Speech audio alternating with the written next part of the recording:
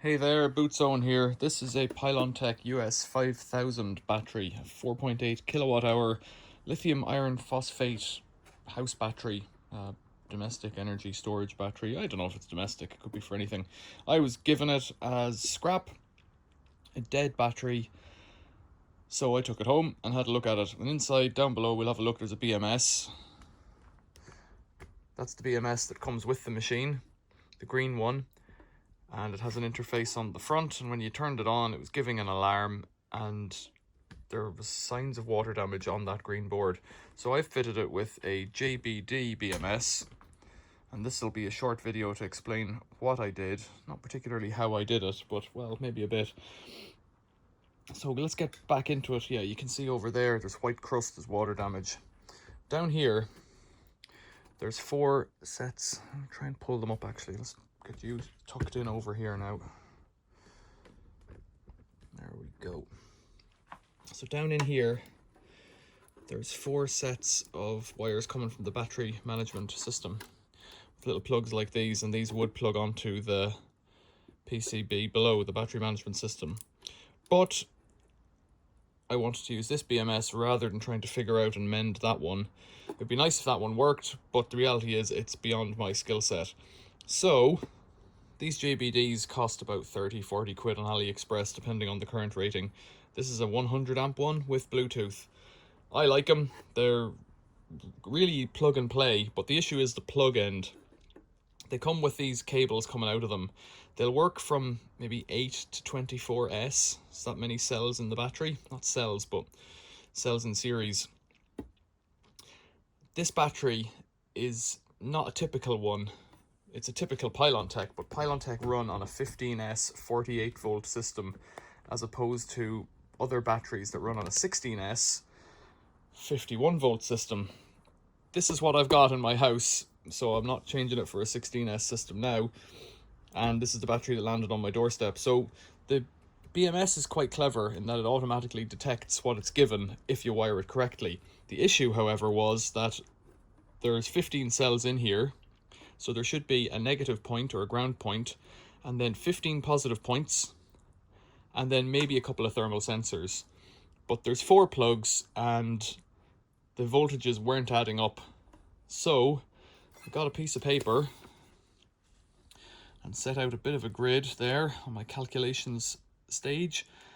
Each of the white plugs, and there's 4 of them, 1, 2, 3, 4, have a white followed by 9 blacks coming from the battery end. On plug number 1, white, I deduced using the continuity on the multimeter that white was negative because I got a direct connection between negative and white. Then I ran up and got the voltages from that negative using the voltage function on the multimeter, and I was getting like nothing, 6.6, 13.2, 19.8, 26.2, 26.2, and then these other values going down. So it was clear that you were starting off with what I would call cable 1, the black cable on the JBD BMS. You put it to negative, then you jump over here, then here, then here, then here, then here, back and forth up to 26.2. Then you ignore that one, go to 29, 32, 36, 39, 42, 46, and 49 to finish it off.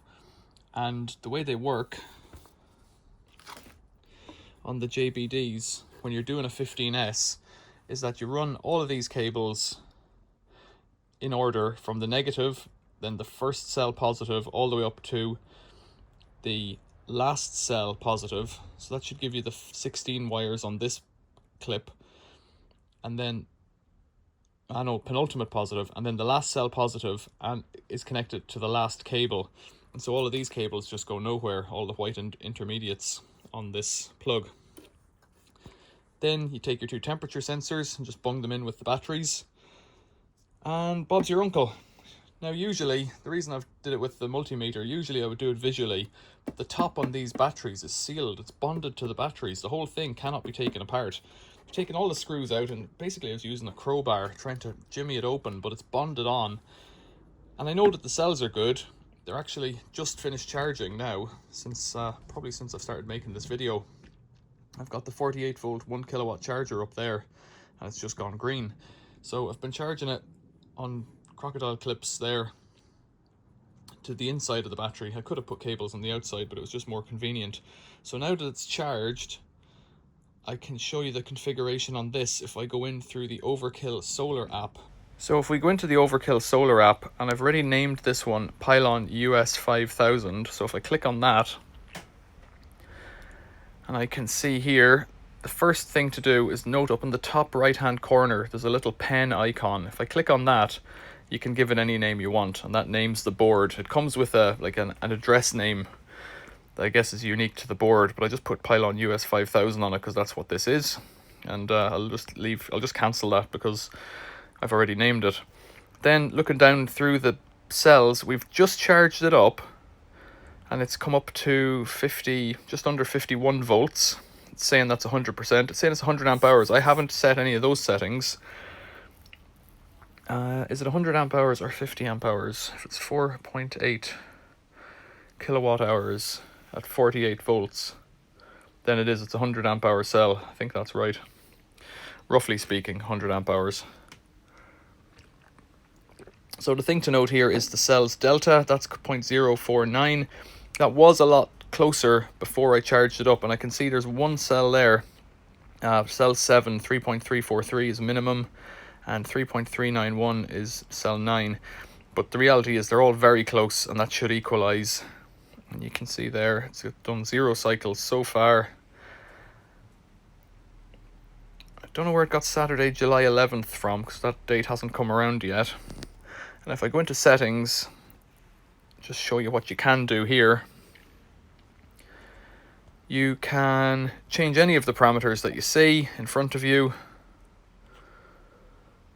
but it should automatically populate with that number of cells up at the top there, 15. It should automatically populate if you wire it correctly. And I'll show you what else I did back on the battery to seal up the ends of the other cables. If you make any changes, you press BMS right up in the top, and then it saves it. So going back to home, that's it. It's neither charging nor discharging. The date is correct up there, so that's more like it up at the top. Okay, let's get out of there. So back inside the battery, all you do once you've figured out these wiring configurations is, I got a bit of heat shrink. Hard to see because of the way I've bundled it up, but I put heat shrink on the end of some of the wires, just so that they can't touch. I don't know if it makes a difference, but I don't want them touching anything that they shouldn't be. You could also snip them, but it's not my way. B- on the board, B- goes to the battery, so you take that to the negative side of the battery.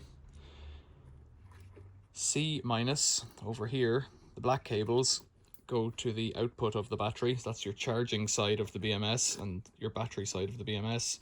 Your NTCs, your thermal cables, just go plugged in as close as you can get to the top of the cells. Given that I can't open it, they're not as close as they could be. And the red wires just stay where they are here. So I've made a connection between the old negative wires, which were bolted to the board down there, just using a nut and a bolt, because they actually had M6 connectors, and I've just put heat shrink and tape on top to isolate it or to insulate it. And then here, I'll take this off.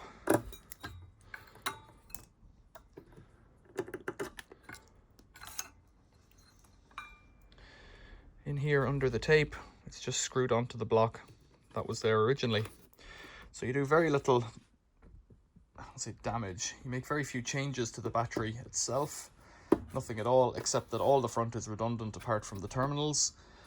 And what I'll say about the Pylontech ones is, because they have 2 terminals, you can daisy chain them really easily. You don't have to use a bus bar. They become their own bus bar as you go along, which is quite useful. So the next step for me, but this will be the end of the video, the next step for me is to wrap this up somehow so it doesn't clunk around in here. It'll just get folded up in there. Now I'm not selling this, I'm only going to use it myself, so the repair I think is adequate, but you might not be as keen on how I've joined these cables here. I've just pushed bare ends into the plugs, and the grip that is in there is sufficient to hold it, and then I've taped it up and put tape on it. And I found that if you're not moving them and you're not tugging on them, it performs adequately. So what I've done in the past is I've mounted this to a sheet of Perspex inside, If you want to see the BMS name there, it's a DB24S A01 version 1.3 24S 100 amps common port with balance. And that's all it is there, and it has Bluetooth on it, so that's what we were able to see through the phone screen there a minute ago. Right, if you've got any observations for me about how chintzy this is, tell me about it in the comments. But basically, it's a 4.8 kilowatt hour battery that's cost me under 40 quid. So I like it. Questions or comments, leave them below. Thanks for watching. See you later.